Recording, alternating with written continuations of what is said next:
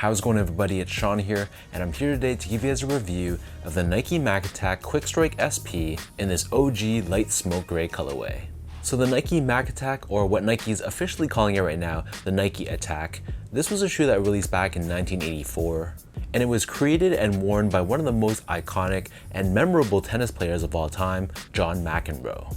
Known for his bad attitude and his outbursts on the tennis court, the Nike Mac Attack was different from traditional tennis shoes from that time because in that era they were usually all white, whereas with this OG colorway that he wore, as you can see, obviously it's not a white based sneaker, so the mix of the silver or gray with the black, let's just say it matched his personality on the court. So this retro marks the very first time that Nike has brought back the Nike Mac Attack since the 1980s. And these released on June 23rd for a price of $120 US or $160 here in Canada. The official colorway for this shoe is light smoke gray, white, and black. And it seems like this is going to be Nike's next hot shoe because there's going to be a lot of collaborations with, for example, Social Status, and I believe there's a Travis Scott collaboration rumored to be releasing later this year too. And aside from that though, there should be a lot of general release colorways. So kind of like what Jordan Brand is doing with the Nike Airship, I can see Nike doing something similar with the Mac Attack. So first things first, let's appreciate the beauty of this box, which is inspired by the original packaging from the 80s. So we have Nike branding in this bold red color, along with this checkerboard style pattern underneath, which is very 1980s. As far as the shoe goes, so diving into the details, this is a mid-cut silhouette, and a good portion of the shoe is constructed out of a smooth gray colored leather.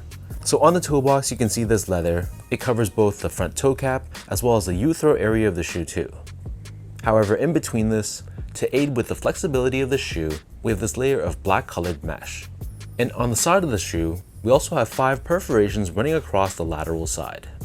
So covering the eyelets of the shoe, we have more of this gray colored leather, and then underneath this on the mid panel, we have a gray colored mesh, and then overlaid on top of this, we have a black leather swoosh, and you'll see that black leather also covers the top portion of the ankle collar area, and pressed across on the very top, we have Nike branding in gray. Beneath this, we have more of that gray colored leather. This surrounds the bottom of the heel, and we have a thin layer of black leather surrounding the very bottom of the heel, which is where the internal heel counter of the shoe is located. It's just not visible from the outside of the shoe. As far as the laces go, so these only come with one lace option, and they're a flat style lace done in this gray color, which matches the color of the leather overlays perfectly. Underneath this, we have that retro style thin nylon tongue, and on the top, we have the checkerboard woven tag with Nike branding in this bold red color. The interior of the shoe is lined in this gray colored fabric, and while there is some padding within this area, I didn't find it to be overly padded and stuffed. And a cool feature they added is the size of the shoe, along with the product code, which I thought was a nice OG touch. And then moving on to the insoles, so these come with a pretty thin foam insole, but to be honest, I thought they felt pretty nice and they had a decent amount of softness to it underfoot. So the upper of the Mac Attack sits atop this solid rubber cupsole, which is painted entirely in white. Encased within this cupsole, we do have a layer of foam, and then turning this pair over to the bottom, so this outsole is constructed entirely out of a gray colored rubber. If you look real close, the traction pattern is actually a combination of circles and squares, with the circles being slightly raised higher, which allows you to really grip the court. And then we also have the circular pivot point on the forefoot, along with Nike branding near the center. So that breaks down the look and the construction of this pair. And for those wondering about sizing, so my foot measures as a true size 10, slightly on the wider side, meaning when I go to a shoe store, step on a branding device, I'm actually a size 10 in between a D and an E width.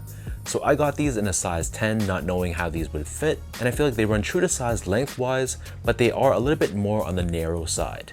So I don't know if you guys felt the same way, but I felt like the footbed of this shoe, it ran a little bit more narrow than I would have liked. So I could almost feel the balls of my foot basically spilling outside of the shoe. And to me at least, the shoe would have been much better if the footbed was widened even a few millimeters. So because of that, I felt a little bit uncomfortable to me. So if you have a narrow or normal width foot, I feel like true to size should be okay for you. But if your feet are more on the wider side, you might want to consider going up a half size, unless for some reason my pair just had some manufacturing flaws to them.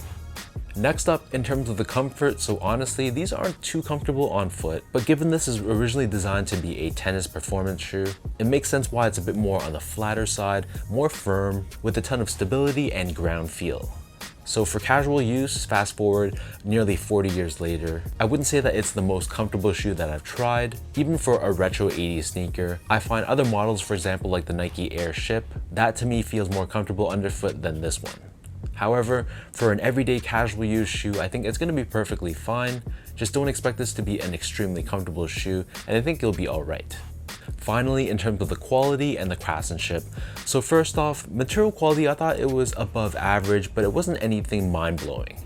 So this is technically a quick strike special project release, and I would have expected them to utilize better quality materials, so I thought the leathers used on the shoe was definitely a bit above average, but it wasn't anything that really wowed me. And from a build and craftsmanship standpoint, I thought this pair was pretty flawless. The stitch job was solid, no issues there. There was no issues with glue stains, and I thought the paint job was good too. And most importantly, the panels were cut and stitched on consistently, so my left foot and the right foot looked identical.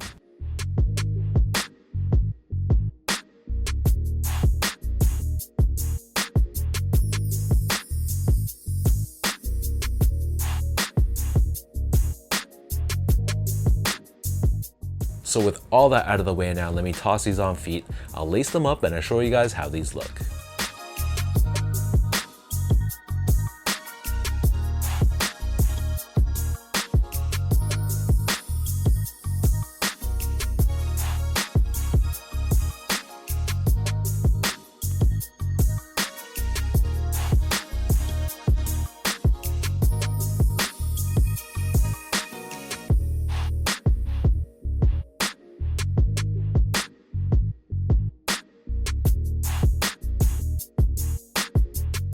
I know the opinions on the shoe are pretty split. A lot of people that grew up in the 80s and witnessed John McEnroe, or even more OG collectors, they're extremely excited for good reason to pick these up to add to their collection.